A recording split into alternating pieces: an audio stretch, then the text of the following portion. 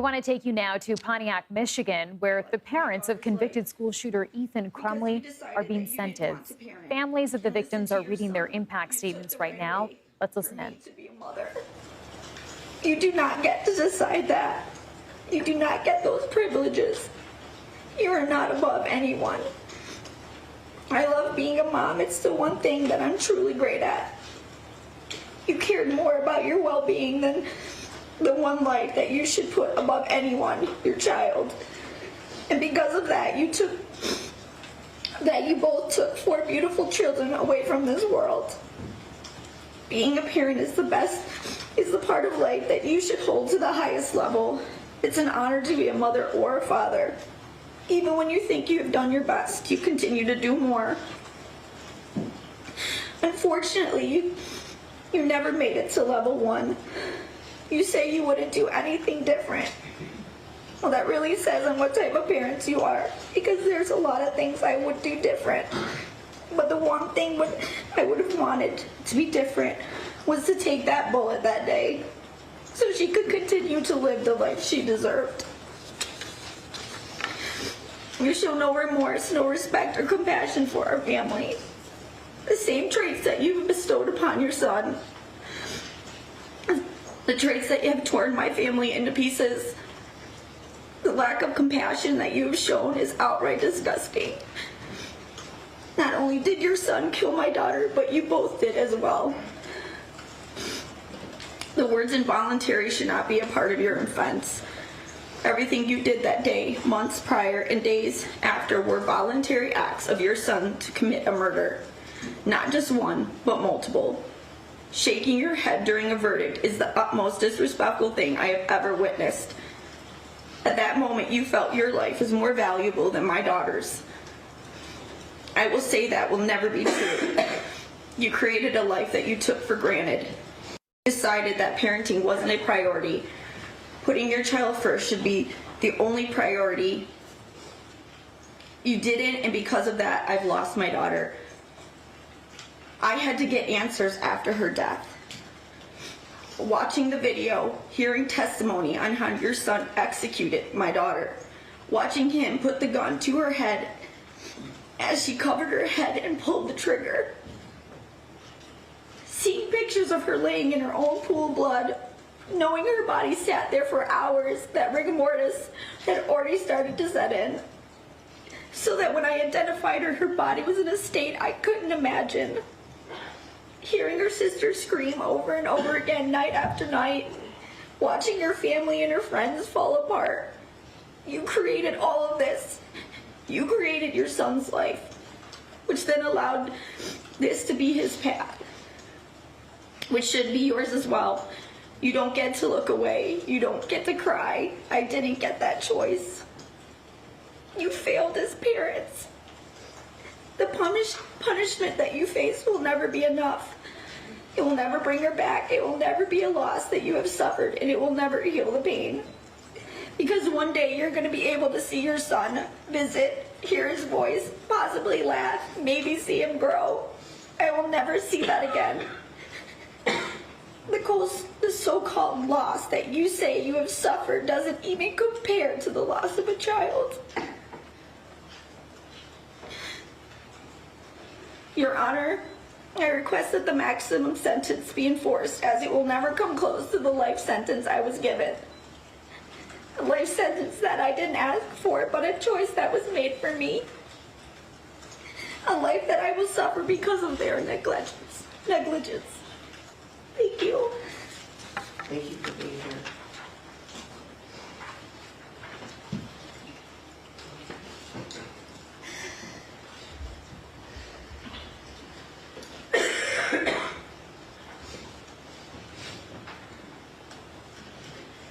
Good morning. Can you tell me your name? Yes, Jill Swad. All right, go ahead. Yes. Thank you, Honorable Judge Cheryl Matthews, for your time on this case. I know it hasn't been easy on both. Thank you also to Karen McDonald and the entire prosecution team. We appreciate your efforts. Your Honor, my trauma and devastation is hard to put to words, but I have done so in my letter to you. I would also like to mention Justin's brothers, Nathan and Clay. They are now forced to live a life without their beloved middle brother, Justin. My son Justin was the least deserving of his fate. He was the best son that any mother could pray for. Justin was brave, spending his final moments protecting a fellow student. He was hardworking, a lettered athlete, a top honor student. He was kind and inclusive to all. He was full of love and joy. His future was so very bright and full of possibilities. His passing has touched so many family members, friends, students, and the community in general. The ripple effects of both James and Jennifer's failures to act have devastated us all. This tragedy was completely preventable. If only they had done something, Your Honor, anything, to shift the course of events on November 30th, then our four angels would be here today, and Justin would be getting ready to celebrate his 20th birthday on the 18th of this month. If only, Your Honor, they had taken their son to get counseling instead of buying him a gun. If only they had secured that gun. If only they had spoken up that day in the counseling office. If only they had checked his backpack. If only they had taken him home or taking him to counseling instead of abandoning him at that school, I wouldn't be standing here today.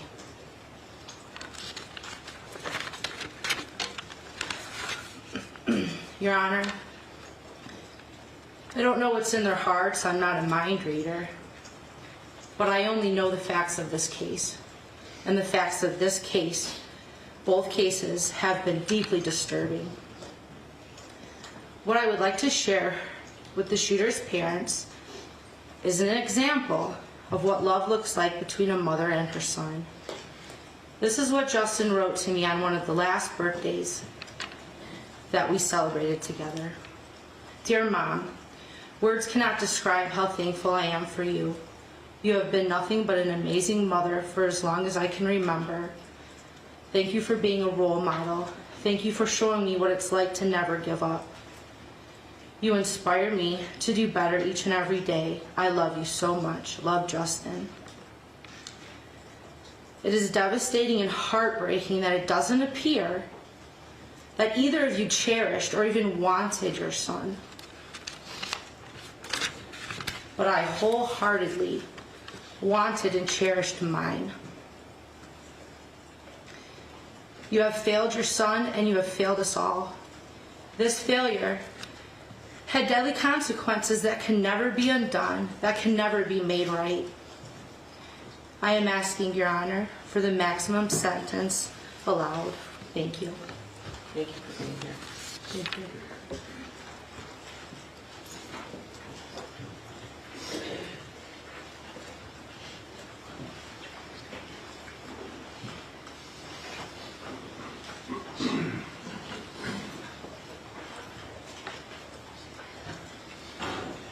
Mr. Shilling.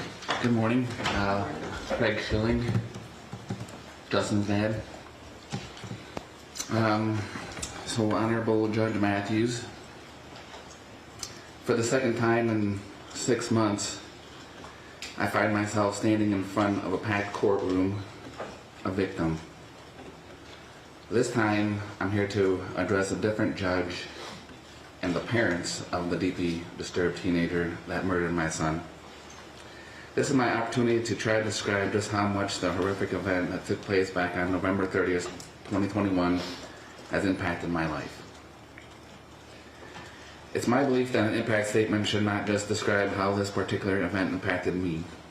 I feel that it should also be impactful towards all who hear it.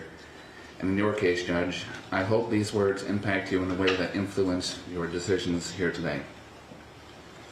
As I look around at all the lawyers, police officers, media folks, and the other victims, I can't help but ask myself, what could I possibly say that this whole scenario doesn't already say? This is messed up. Most people will never have to make a victim impact statement throughout the course of their lives. And the fact that the victims speaking here today are doing so for the second time in 6 months should speak volumes in and of itself.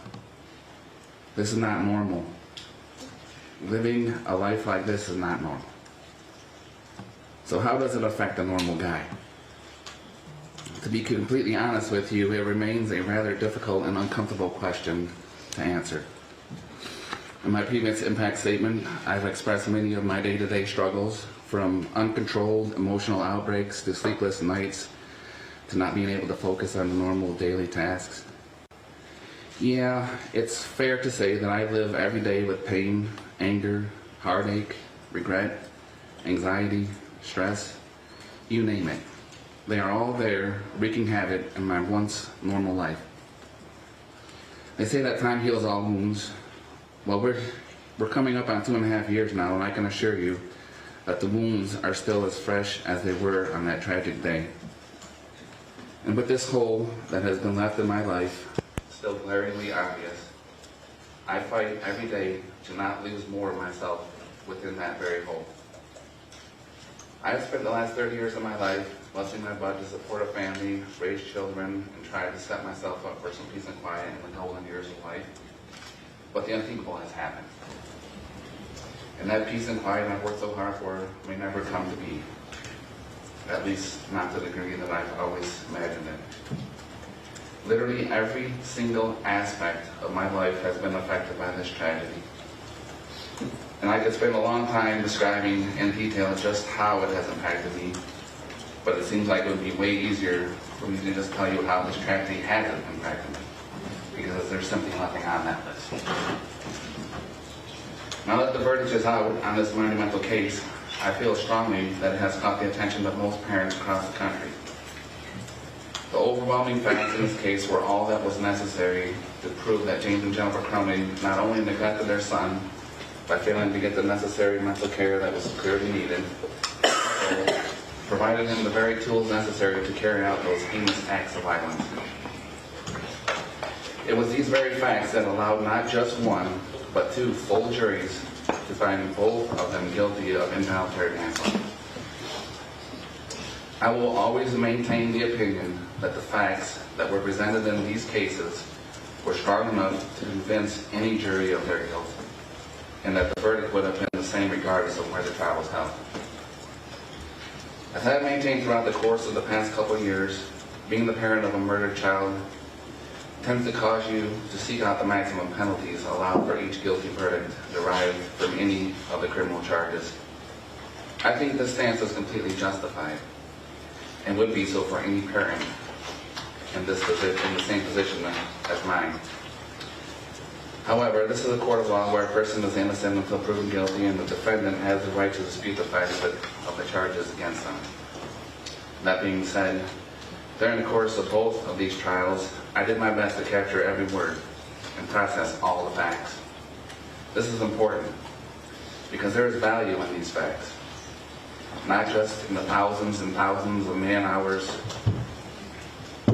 invested in gathering, processing, and organizing the evidence, but also for being able to use that evidence to establish the cold, hard truth of this tragic situation, that James and Jennifer Crumbley failed in their parental responsibilities as they pertain to the shooter, who was their son. The cold truth that shows that they did nothing to address the obvious signs of the deteriorating mental state of mind clearly present within their son. And of course, the very hard truth that shows that they provided their son with exactly what he wanted to use to do what he did, and failed miserably to secure it properly.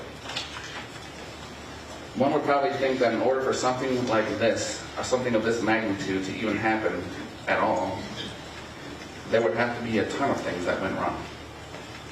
Although there were some things that definitely went wrong that day. For several of those things, I believe that if they had been handled correctly, we wouldn't be here right now.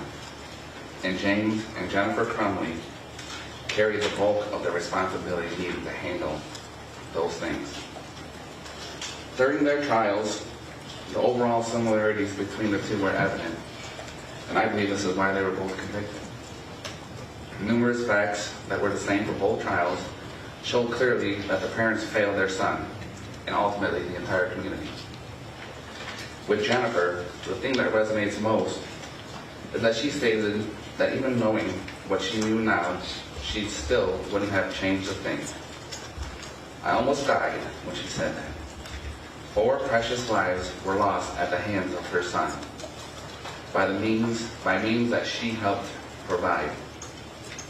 She saw the drawing of murder drawn with the hands of her son.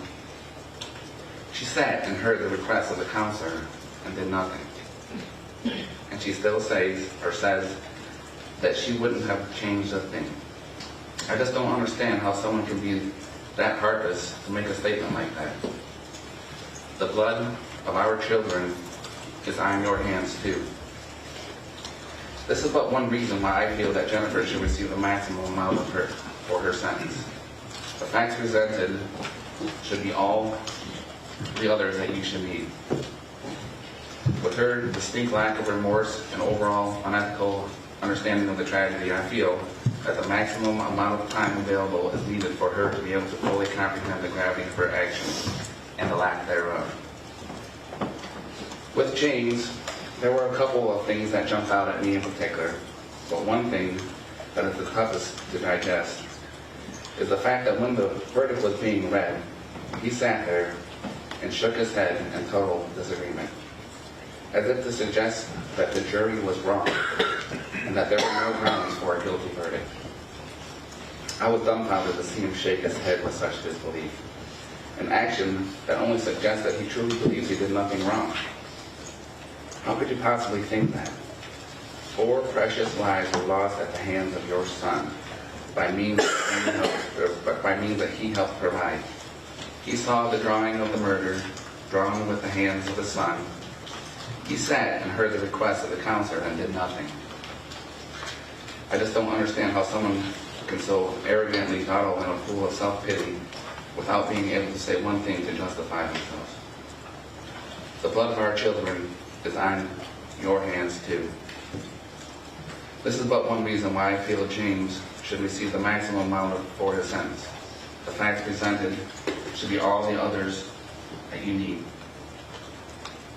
With this distinct lack of remorse and overall unethical understanding of the tragedy, I feel that the maximum amount of time available is needed for him to be able to fully comprehend the gravity of his actions and the lack thereof. Throughout the course of all of this, and I'm talking from way back in the beginning, I just can't get over the fact that this tragedy was completely avoidable. There were some pretty obvious signs that were completely overlooked, and the bulk of the responsibilities to address those signs lied on the parents, and they failed. Across the board, failed. They willfully ignored the cries of their child and selfishly put themselves before helping him. This type of blatant disregard is undeniably unacceptable. It is a large reason why the events of that day were allowed to happen, and another reason why I feel they both need the maximum amount of time available to be able to fully comprehend the gravity of their actions and the lack thereof. We all know that having children is a big responsibility. Although extremely rewarding, it starts out pretty scary. I mean, let's face it, they don't exactly come with instructions. There's no mute button, and unfortunately, no pause or rewind buttons either. Oh yeah, and there are times in the beginning that they really snap. Yet we still have them. We still want that responsibility, even though it's not very clear what it all entails. But how can we accept that responsibility and not act responsibly towards that child? It doesn't add up. A child, even if he is an oopsie child, deserves the same amount of love, compassion, and care that every other child gets. A child deserves someone who is confident enough to lead by example. Because let's face it, it wasn't that child's choice to come into this world. You made them. and it's your responsibility to teach them how to live. It's your responsibility to set a good example. It's plain and simple, just like that, ladies and gentlemen. And the sooner we can figure that out, the better we all will be. Being a parent is hard work, but if it's done correctly, it can be the most rewarding work you ever do. There is no one that can tell you how to do it, because each child is so precious and unique. I mean, there's no other one like them in the entire world, and that says a lot. So cherish your one and onlys, and never give them up. Never give up on them, excuse me. The results of doing so can be catastrophic and can affect the lives of so many other people.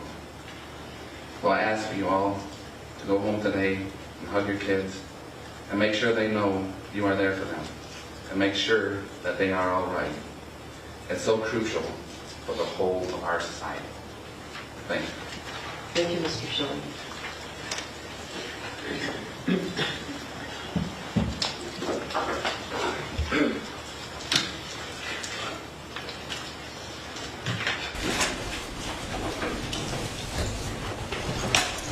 Raina, right? Yeah. Raina, say Juliana. Our 10-year-old little brother had to learn how to write a eulogy for his sister before he even learned how to write essays. November 30th, 2021, all our parents did was send us off to school. Yet the next time they see Hannah is to recognize her lifeless body in a medical examiner's office. I met up with Hannah and a friend during school that day. When we split ways to go back to class, I just looked back and smiled. I didn't say goodbye. I never got to say goodbye. I never got to remind her that I love her, that she's my everything, the person I want to walk through life with side by side. I thought our future was a given. Of course, she'd play her first high school basketball game that night, get ready for all the other school dances, have her JV and varsity season for all the sports she played, get her driver's license, play her lacrosse season, have her first date, prom, graduation. She never got a chance for any of that. She didn't even get her 15th, 16th, 17th, or 18th birthday. These are only some of the high school experiences she never got to have, but it is absolutely nothing compared to the rest of everything she had going for her future. That list is eternal. Hannah's life had only started to begin. 12:51 p.m., November 30th, 2021, that was the moment I became aware of the fragility of our mortality. Hannah, who was healthy, Hannah, who was only 14, shot 4 times. 12.5% of the bullets shot that day were at her. She took her last breath in her own pool of blood in a school she hadn't even been in for 3 months. Alone for 7 minutes while police passed by her, bleeding out as a security guard failed to put a tourniquet on her, dying as EMS took more than 10 minutes after the shooter had been detained to even give aid to her. Our Japanese grandma would often worry about anything bad happening to us because she knew how dangerous it is here compared to Japan. She told me on FaceTime that Hannah would respond with a laugh, saying, "Don't worry, I'm a fast runner, I'll outrun them." It wasn't possible for Hannah to outrun the bullets bought by you, Jennifer Crumbley, which were fired by the 9mm Sig Sauer that you, James, gifted to your son. Both used to murder Hannah, Justin, Tate, and Madison. The fact is, no matter what you try to make yourself believe, Jennifer, you did fail as a parent, both of you. To love and to be loved, that is the human experience. It was up to you guys to show your son that. Instead of giving quality time and compassion, you gift your son a gun you knew caused extraordinary damage. There's a reason your kid didn't use the other 2 firearms or the .22 ammunition you own. I believe your actions cannot even be confined into the word failure. Your mistakes created our everlasting nightmare. So yes, you are still a danger to society because even after serving 2 years, you have yet to admit to your wrongdoings. And we know that when we do not learn from our mistakes, we repeat history. You call yourself a victim. The difference between you and Hannah, Justin, Tate, and Madison, you and my family, you and all the students there that day, is that we didn't have a hand in causing this. You caused the most cruel thing I could ever imagine. You guys made loving Hannah so painful. That is not a narrative, that is reality. For that, unless you have a time machine or the ability to stop time, there is no existing punishment or rehabilitation that will ever be enough. Because there is no way that the one life I have, I now have to live without Hannah, my little sister, my best friend, my other half. To me, that makes the maximum sentence being 15 years too short. Hannah didn't even have 15 years to live. Jennifer, you stated that even after knowing everything you know now, you wouldn't do anything different. I cannot fathom that. I would do anything to hear her footsteps coming up the stairs. You don't have to roll your eyes, it's on video that she said that. To not have an empty seat at the dining table, to have her come into my room and ask which clothes to order, to see her napping on the couch, to laugh and share a look when we accidentally say the same thing at the same time. There's not a day that goes by that I wish I hadn't run out of that building. If I knew what I know now, I would do everything differently in a heartbeat. I hope time makes you think differently. One day, I hope you would have chosen to care for your son, teach him how to love and to be loved, that you would not choose to buy the bullets that enter children's bodies, that you would not choose to omit relevant important information to the counselor Sean Hopkins and Dean of Students Nicholas Ejak that could help their incompetent brains in one shared brain cell to decide to act and search the backpack, that you wouldn't still choose to hide from accountability when you're the reason we had to hide for our lives, that you would choose to save Hannah, Justin, Tate, and Madison. Like my mother said, both of you should implore that even on your worst days, it's the tomorrow Hannah doesn't get. The tomorrow she wanted to live so badly, the tomorrow that she should have. I can never do Hannah justice when talking about her. She's all I want to talk about, and yet I would need a lifetime and still wouldn't have the right words to capture incandescence, humor, thoughtfulness, kindness, or loyalty. She's always there for you, helping without a second thought. She's always sharing, whether it's her smile, her food, her clothes, her crafts, her joy. She's funny. It's a given. She brings people together. Whether it's her contagious laughter or sarcastic wit, you will be laughing right along with her. She's noticing the small things, new shoes, new haircut, cute jewelry, but even more importantly, she makes you feel seen. She's extremely spirited. Her energy is unmatched on or off the court. She dresses up every holiday, every spirit day, the first one to put up Christmas lights, or any lights for that matter, not even realizing she was a light for so many others. She's the one who would not only playfully roll her eyes and smile when I would say I'm taller than her as I look up to her. Not only did I look up to her physically, because yes, she was taller, but as a whole, as a human being. She isn't perfect, but she's Hannah, and to me that's as close as you can get. I can't convey what losing Hannah has done to me. I miss her with every breath I take. I think going forward without her is something I'll never be able to fully navigate. I believe the word sad is inappropriate to use because it does nothing to capture the hurt or the way my soul shattered. I've never felt every atom of my body igniting from anger until Hannah was murdered. I didn't know what it was like to want to stop waking up in the morning until she wasn't here. I have never known pain that is forever until seeing Hannah in a casket. I didn't know it was possible to feel so isolated even when you're surrounded by people. I didn't know how it feels to not know yourself at all. I have no idea who I am without Hannah.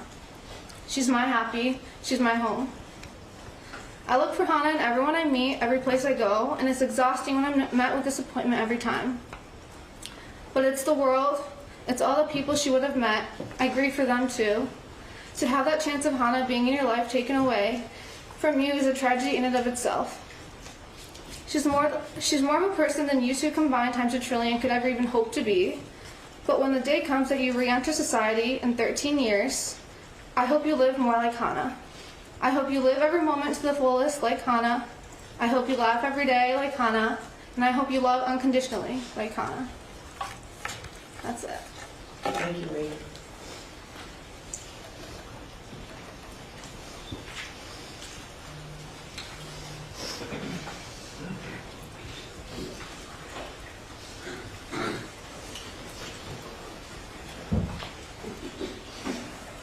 Mr. St. Juliana. Thank you. I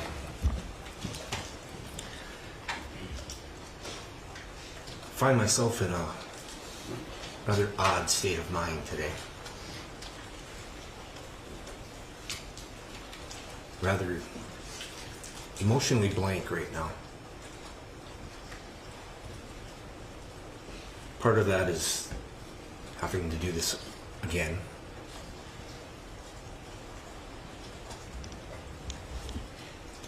Part of that is I'm mostly a private person, and the idea of having to pour my heart out again is irritating. And I can't match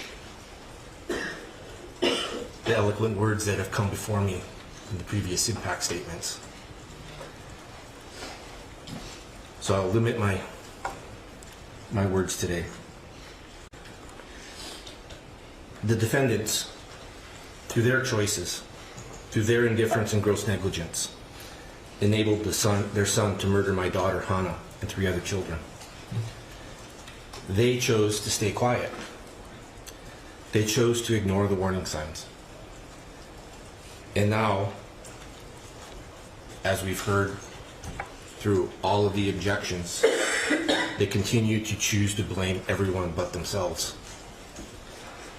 Every single objection, I think, that the council said this morning put the blame somewhere else, their son, not them. I stood before the court several months ago and spoke about the impact that Hannah's murder had on myself and my family. Nothing has changed since then. It's impossible for me to truly convey the complete impact of my daughter's loss. Hannah's murder has destroyed a large portion of my very soul. I've said these words before. It's still the truth. I remain a shell of the person that I used to be. I think of her and miss her constantly. Every day is a battle to attempt to move forward, to struggle to get out of bed, to go through the motions of everyday life. Simple everyday sights and actions bring pain, as I think what it should have been like with Hannah there with us. I think of all the good times that we've shared together as a family, and more on all of the memories that will never be. I will never think back fondly on her high school and college graduations. I will never walk her down the aisle as she begins the journey of starting her own family. I am forever denied the chance to hold her or her future children in my arms.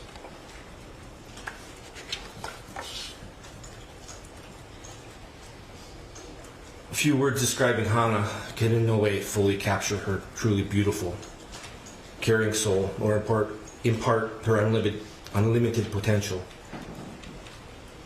Hannah was absolutely beautiful and thoughtful person. She was always the first person to notice when someone had a problem and the first to go out of her way to offer help. She was incredibly curious and talented. She continually tried new things. She crafted homemade jewelry, tried cooking her own recipes, and played several sports. She was a record holder in track and a leader of her school volleyball and basketball teams. She also hoped to join her older sister on the lacrosse team in the spring. She had aspirations of a career dedicated to helping people. All of this is lost because of the defendant's actions and choices. My position regarding the defendant's sentencing and their future has evolved through their trials. At first, I was focused on the importance of getting a guilty verdict, to have the message conveyed to the public that this type of behavior and choices are not acceptable.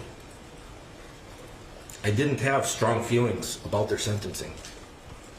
It was just something that would be determined by the system. My view, however, has changed as the defendant's level of defiance has grown.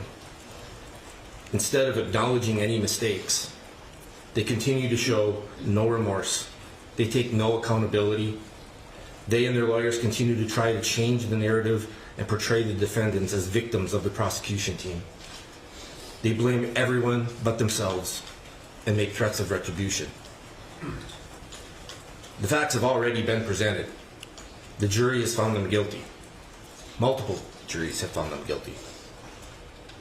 Hannah, Madison, Tate, and Justin are the ones who have lost everything, not the defendants. As such, I ask that this court to sentence the defendants to the maximum allowable penalty of 10 to 15 years in prison. Thank you. Thank you, Mr. Secretary. Thank you for being here.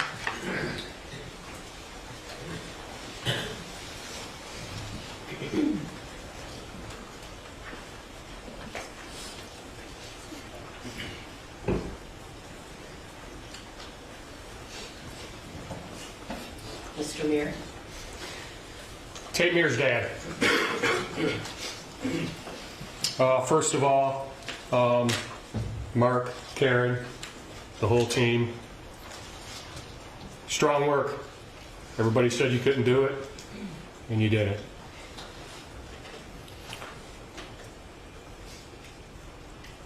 For our family, it's not time to celebrate.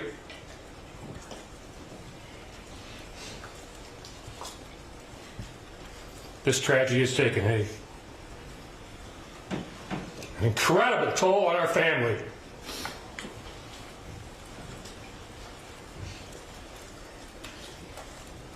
So our family's not going to give the Crumbley family a second of our time up here.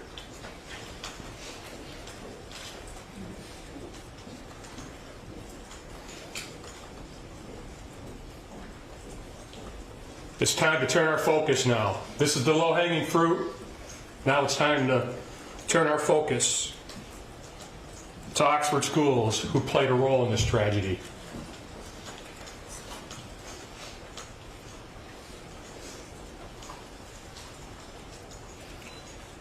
You know, I hear this morning when we're listening to all the objections, you can hear Sharon talking about protecting the criminals' civil rights, constitutional rights. Where's my rights being protected?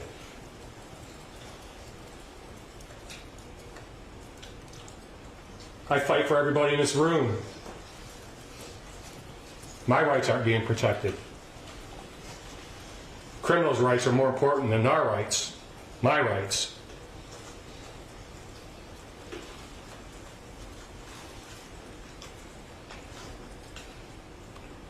We are ready for our government to perform an investigation on this tragedy. Many don't know that our government has not investigated this murder.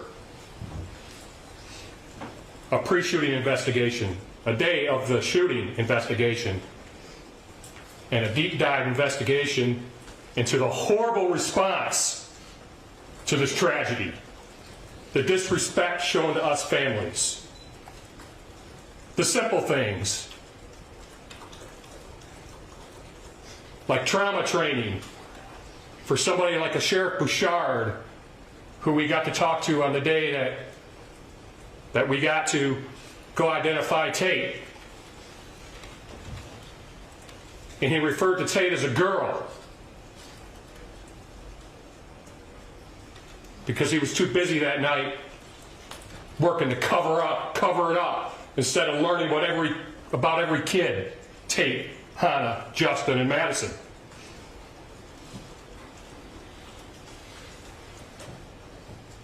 It's time for the whole truth to come out. It's time to learn from this, from the purchase of the gun to the response. That's when real change happens, is when we can look at something and we can evaluate it, apply lessons learned. That's when real change happens. Is Hannah St. Juliana's family ready for the truth? Justin Shilling's family ready to hear the truth? Nicole Baldwin's family ready to hear the truth? Tate Meir's family's ready to hear the truth. Quit denying us that. It's time to drive real change from this tragedy.